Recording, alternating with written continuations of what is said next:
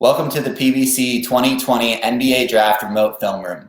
Joining me today is our first international prospect, 6'4" combo guard from Riga, Arturs Kurucs. How's it going, Arturs?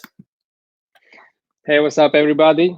Thank you for having me here. I know it's kind of an unusual time right now with all the quarantine going on from COVID and with you having recently declared for the NBA draft.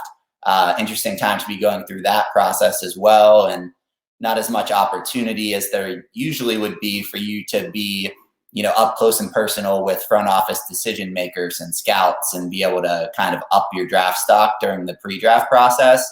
So wanted to kind of come up with an alternative platform here for you to kind of be able to showcase how you see the game, how you make reads, and ultimately just talk through how your game translates to the NBA. Okay, great. All right, let's do it. Let's jump into the film. So we're going to start with your strengths on the offensive side of the ball here. And the first thing that jumps out, obviously, is your shooting, right? You put up almost 6 threes per game at a 40% clip across your domestic league and the Champions League.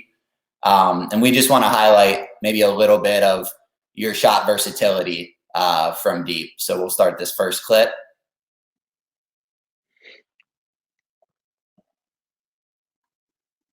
So here we see you spot up. It's not necessarily like a perfectly on target pass, but it does sort of lead you to a little relocation. You want to maybe just talk through, when you see your teammate driving here, what's your read in this situation? Like, how are you reacting to him driving down the left here to kind of get yourself situated for a potential open look? In this moment, I should go to the corner. Like I usually try to slide down to the corner to open myself for the pass line. Yeah. But we knew that this team were jumping so low, in the penetrations. So Right. At this moment, I decided to stay up and maybe may confuse my defender. So maybe he was expecting me to go to corner.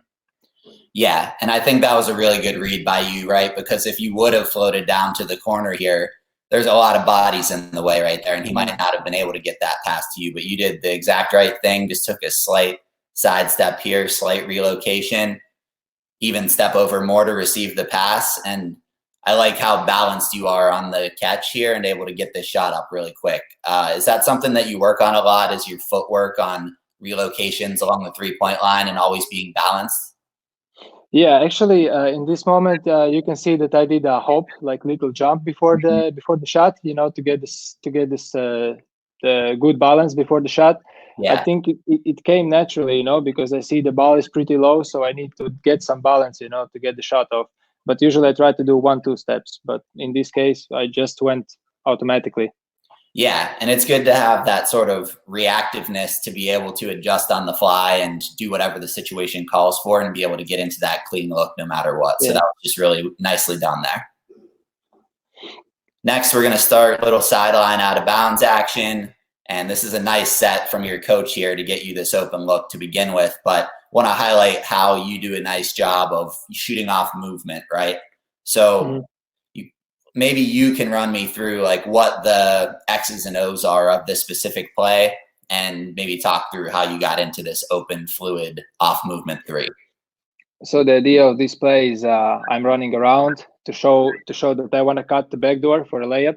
Right. And after that, I need to make some kind of body language to show that I'm relaxed. And when I see my defender relax with me, I go, I go to get my shot off. Yeah, and then he sets you this down screen there, and then nice fluid shot. Yeah, it seemed, I think exactly how you explained it, you did a really good job of selling that you might be going for the lob there, and then you stop on a dime, and you look how far back this guy is still jumping into the paint when you're already moving this way. Just really good action by you, really good sell, and then obviously the smooth, fluid three-off movement. Yeah, we really did work on this one. The big guy is very important for him too, where he wants to set the screen. He always knows he looks at me, and we try to work together, to understand each other. Yeah, exactly. And having that sort of chemistry developed with your current teammates and, knowing that you're going to be able to do that, in any situation and be able to, have that chemistry and communication is going to be huge for you as you proceed forward into the NBA. Mm-hmm. This one I really like, just showing that, you're a you're a 6'4" combo guard, but you're capable of doing these kind of, other actions as well. Like this is kind of like a pick and pop, but you sort of just slip past and don't really even fully set the screen. Is this another play that, maybe based on the scouting report that your coach put together, or is this you kind of reacting on the fly and just popping? I mean, it's the same play as we do usual, but in this case, I try to read my defender as well, because I know this guy, he don't want to switch. He's a tall defender, they put a tall defender on me. And instead of switching, he tries to do like short flash, and get back to me. So in this case, I just slip so I can get faster shot, to get the distance. Yeah, it was a really nice slip, and exactly what you said. Like look how much space you have here just by not slowing down and not actually setting the screen, but just flying through. I like to see that kind of read from you. And, look at how crucial this moment is in the game, right? 3 and change left. You're down by 2, and you're, able to make this happen and stick the 3. Just really nice read again there. Next clip here, I see you're out on the wing. They set you a flare and you fade into the corner. It seems like from digging through the clips that you're really comfortable coming off flare screens and kind of, relocating to the corner for these 3s. Is that something that you particularly work on, or is the corner 3 like one of your favorite spots? Because in the NBA, the corner 3 is one of the most efficient places on the court because it's a little bit shorter of a 3-point shot, and you often can get some more wide open looks there. Is that somewhere that you're super comfortable knocking it down from? Actually, before I never did this one. I never played like a shooting guard. I usually played point guard, before, and it was my first year experience to play as a shooter. And I never tried these things before, but this year I was trying, working so much on this side of the game, and I feel pretty comfortable. I feel like I had the feeling for this kind of reads, positions, and off-ball movements. So I was paying attention to these kind of details, and it was something new for me. Yeah, and I think that's particularly encouraging that, as you've grown and gotten a little bigger and are able to play both the 1 and the 2 now, that you see this development in your game and that you're continuing to add things every single year. So that's particularly encouraging, I think, for NBA teams to see that growth and be confident that you'll be able to continue to grow going forward. Yeah, I'm always open for anything what coaches sees and want me to improve on. So for sure. So now we're gonna hop over to a potential area of minor improvement on the offensive end, and let me just get these clips pulled up here. But what we're gonna talk through now is, we know that you have some of those point guard skills, and you're you've been a natural point guard for a long time, but every once in a while, I think that some of your decision making and these passes out of the pick and roll can get a little bit loose. You want to maybe just speak to, on this first one here, as you come off this pick and roll headed to the right, what is your read here, and maybe what could you have done better in this situation? So for me at the moment, probably, I don't remember well, but as I see now, probably I will see open teammate, the big guy. Yeah. And maybe I didn't have ball in the passing pocket, and maybe I couldn't give it straight away.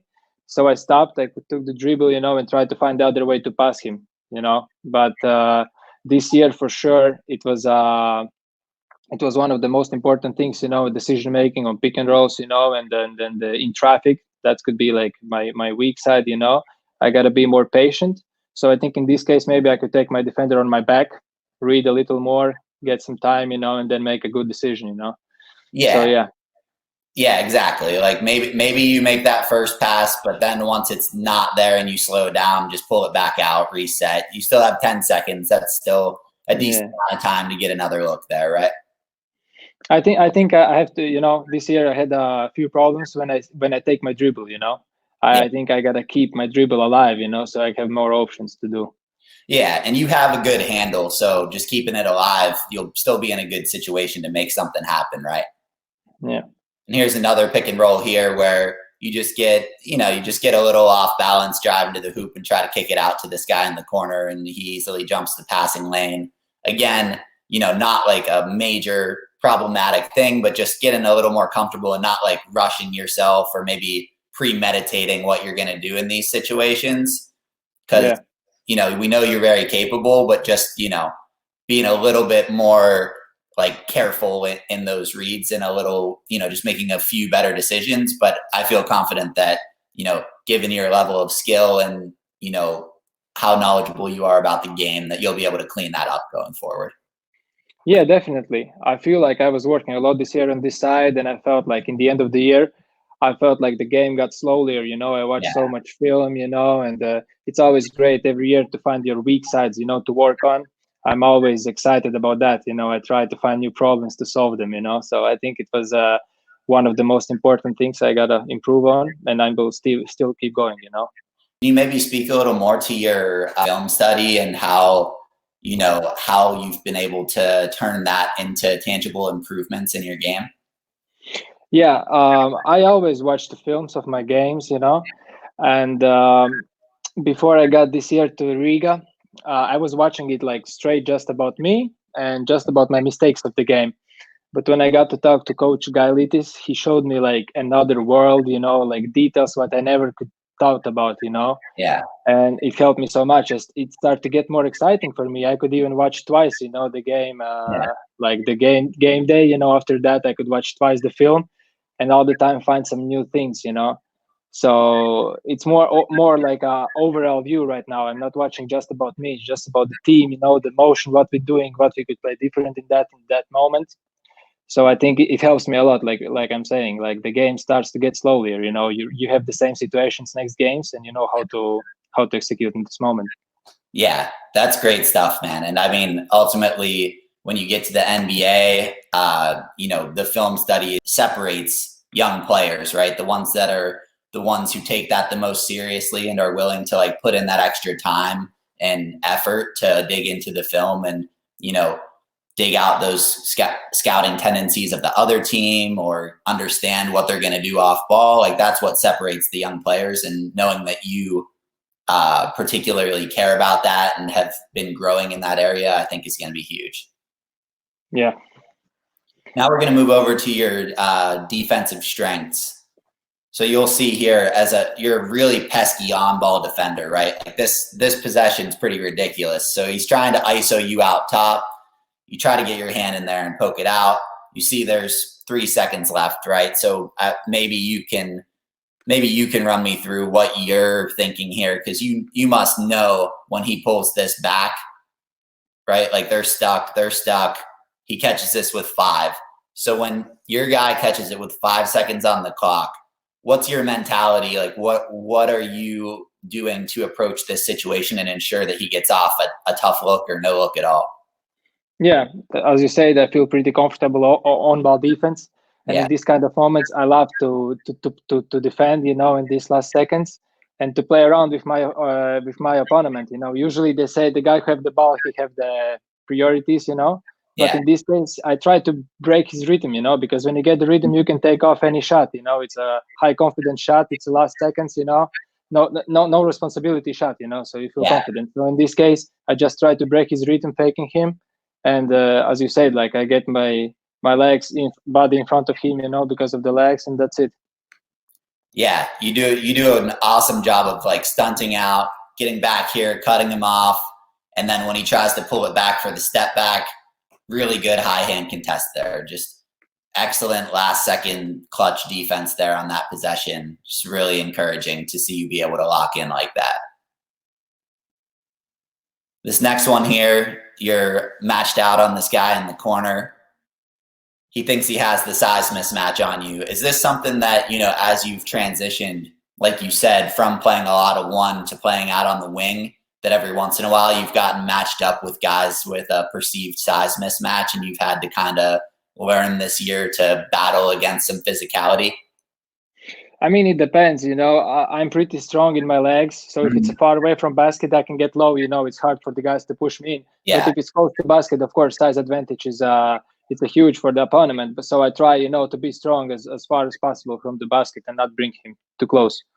Yeah. And you can tell like he starts backing you down, he gains some ground, but it's probably slower than he would like. And then you take that split second opportunity, realizing you have the quickness advantage on him to dig in and get your hand in there, poke it out, cause the turnover, and get out in transition. I think that as you make this transition to the NBA, like you're going to be facing a lot of big wings that are going to perceive this kind of mismatch against you, and to know how to handle that and have that strength in your legs and the quickness to potentially get in there and force some chaos. I think that's definitely a plus going forward.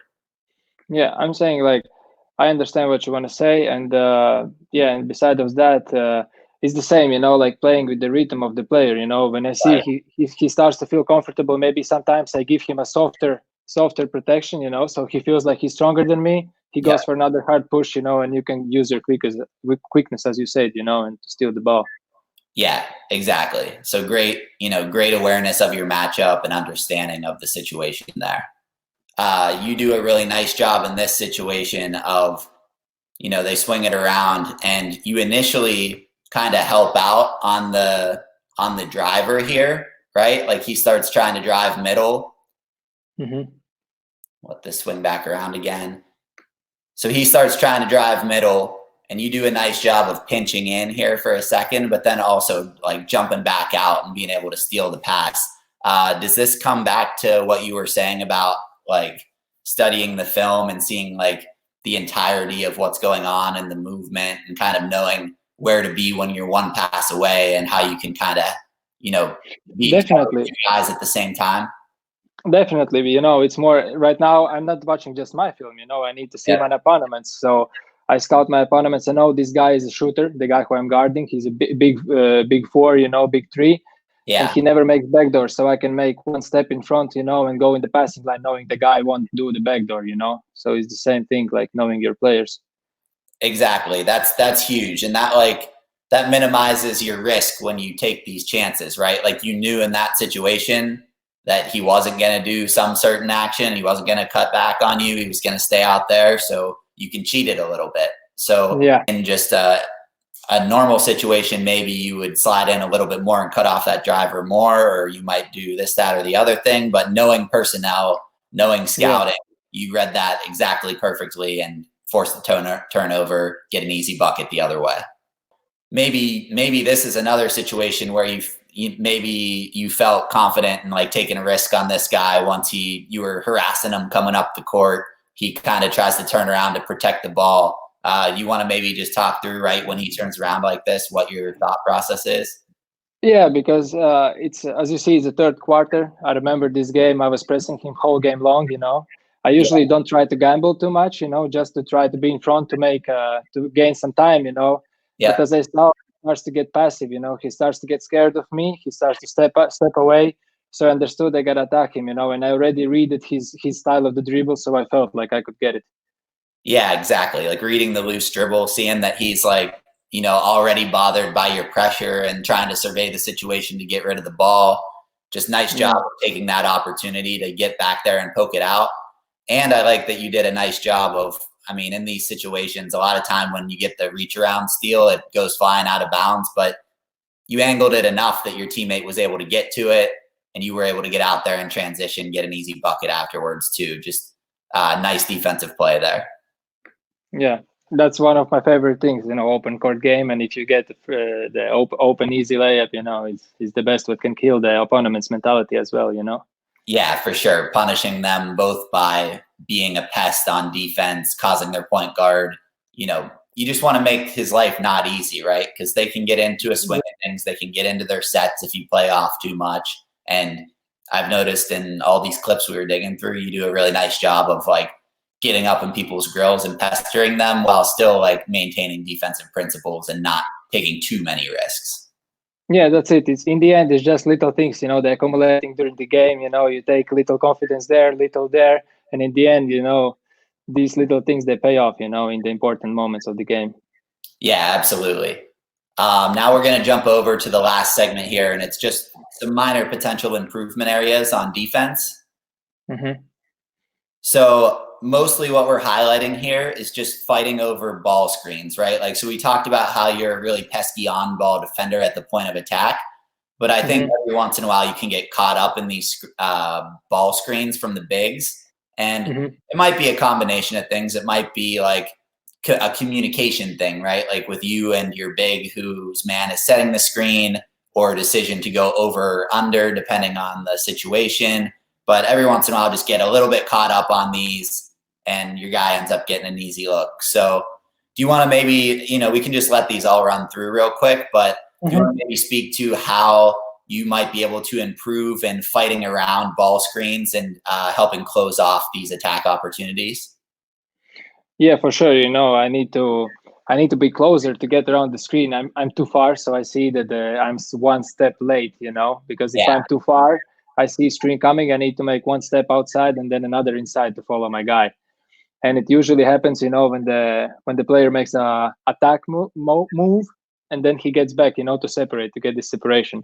Right. So in these kind of moments, I have to react faster, to be elbow to the body, and to follow the guy. In the first clip we saw, I remember it was two attacks, the same attacks, the offenses, the ball handler. Last time he went off the screen, against me. So, and he was pretty quick. It was late game. We didn't have a long bench. We had foul trouble. I played long minutes.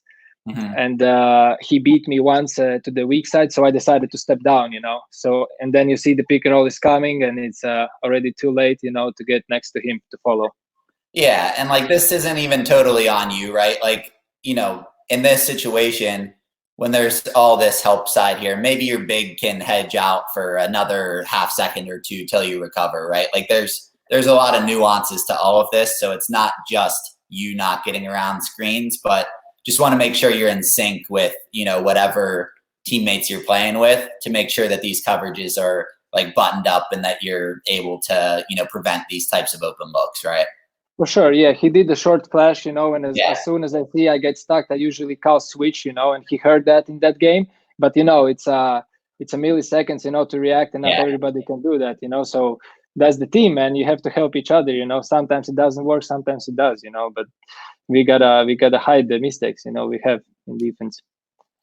Yeah, for sure. And like, these things are gonna happen. This is a little bit nitpicky, but ultimately just like a minor area to maybe just focus on, because there's going to be a ton of pick and roll in the NBA, and you're going to be, getting bumped and bruised by these bigs out on the perimeter like this all the time. So just something to think about and consider going forward, how to combat that. And that's it. Cool, man. Well, hey, that's all the film that I've got.